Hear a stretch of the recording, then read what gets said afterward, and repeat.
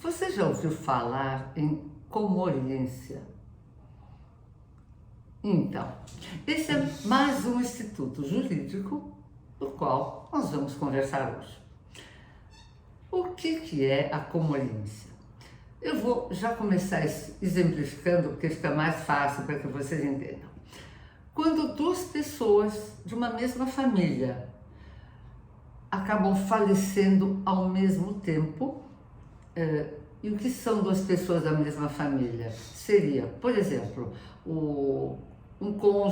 dois cônjuges, marido e mulher, dois companheiros, o companheiro e a companheira, um pai e um filho, ou um pai e mais dois filhos, ou a mãe e filhos, ou uma pessoa e o seu pai, ou no caso pode ser o avô, um neto e o avô, enfim.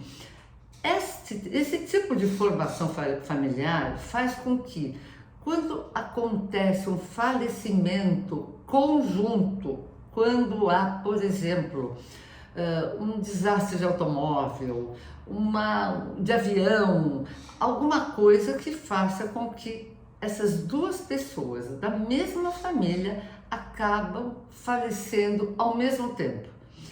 Na verdade, quando eu digo ao mesmo tempo, é que, a depender da situação, por exemplo, uma batida de automóvel numa estrada e não se consegue saber quem faleceu primeiro.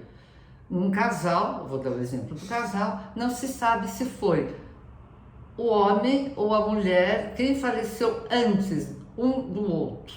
Quando não se tem essa informação, que se sabe que ambos devem ter falecido ao mesmo tempo, porque não se consegue determinar o instante do falecimento, isso se chama comoriência. E na comoriência, repito, que não se sabe quem faleceu primeiro, o que vai acontecer? Isso é muito importante. Quando há a comoriência, um não vai ser o sucessor do outro. Você vai me dizer, ué, mas como assim? Como não vai ser o sucessor do outro?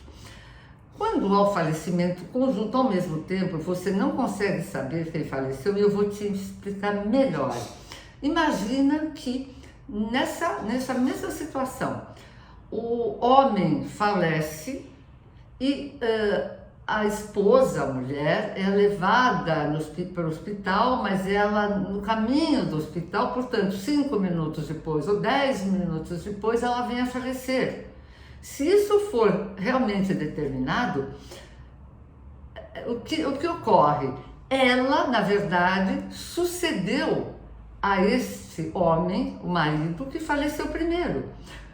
Como nesse caso, no exemplo, eu digo que ele faleceu primeiro e ela faleceu 10 minutos depois, ou 5 minutos depois, ou 1 minuto posterior a este falecimento, ela imediatamente já sucede.